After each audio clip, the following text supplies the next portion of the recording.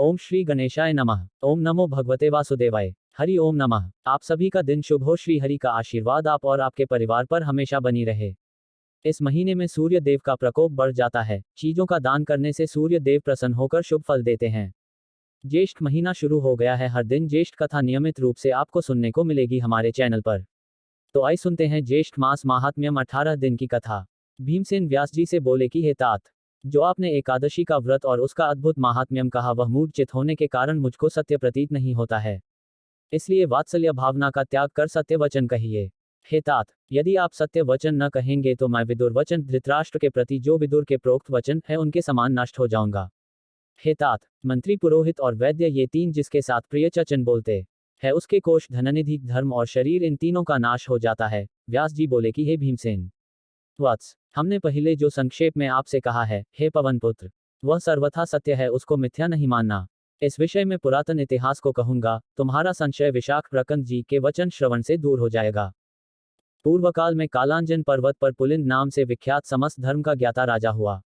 उसने निष्कंटक राज्य करके बहुत द्वारिका के समान महानपुर बनाया और स्वयं अनेकों रथ, पत्तिक सेना, ऐरावत समान हाथी, उच्चैश्रवा समान अनेकों घोड़ा से परिवारित आवृत होकर और सचिवों में अनुमोदित वह राजा विजय यात्रा के लिए निकला। 100 योजन में विस्तृत राजा की सेना पूर्व नगर से निकली और राजा के साथ चलने वाली वह सेनांग जो पदातिक पैदल सेना है वह पृथ्वी को आच्छादित कर जा रही थी और 7 व्यूहेक रचना विशेष से युक्त वह सेना 7 महासमुद्र के समान मालूम होती थी। राजा पुलिंद ने बड़े 2 मांडलिक, 5 वीर राजा और राजसेवकों को जीत लिया और उनसे विपुल बहुत कर भार लेकर पुर को गया।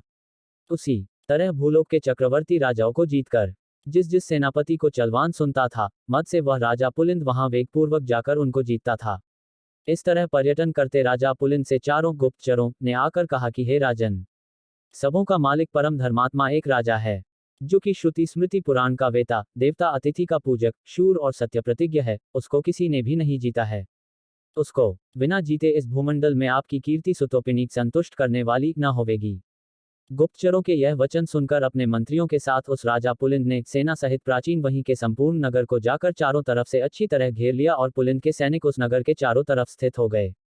जैसे वन वृकों सियारों के झुंड से एक से घेर लिया जाए इस तरह उसे चारों तरफ से घेर लिया। हे तपोधन, उस समय उस नगर में बड़ा कोलाहल मचा।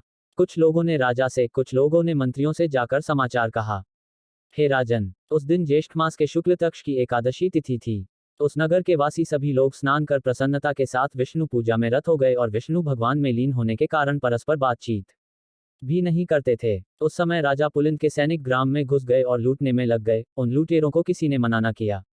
इसी बीच में किसी ग्रामवासी ने राजा पुलिंद को नमस्कार कर हाथ जोड़कर साम शांति उपाय से यह वचन कहा कि हे नृपश्रेष्ठ, आज पुण्यप्रद एकादशी का व्रत है। हे राजन, समस्त नागरिकों के साथ राजा उपासना में स्थित है और आज नागरिक लोग तथा राजा भोजन, भाषण, हिंसा, मिथ्या वचन, दोषकर्म न करेंगे। इसलिए हे राजन, आज और कल के लिए दया कीजिए और मैं राजा की आज्ञा से नहीं आया हूं, परंतु मैं आपसे यहाँ की निश्चित जो बात उसको कहता हूँ।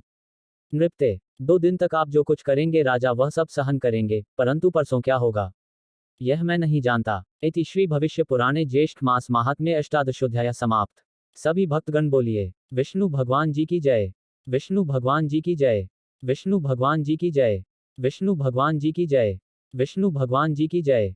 अगर आपको यह कथा प्रसंग अच्छी लगी हो तो ऐसी ही और धार्मिक कथा प्रसंग को सुनने के लिए आप हमारे YouTube चैनल को सब्सक्राइब, लाइक और ज़्यादा से ज़्यादा लोगों के साथ शेयर करें। अपने विचार हमें कमेंट बॉक्स में जरूर भेजें। धन्यवाद।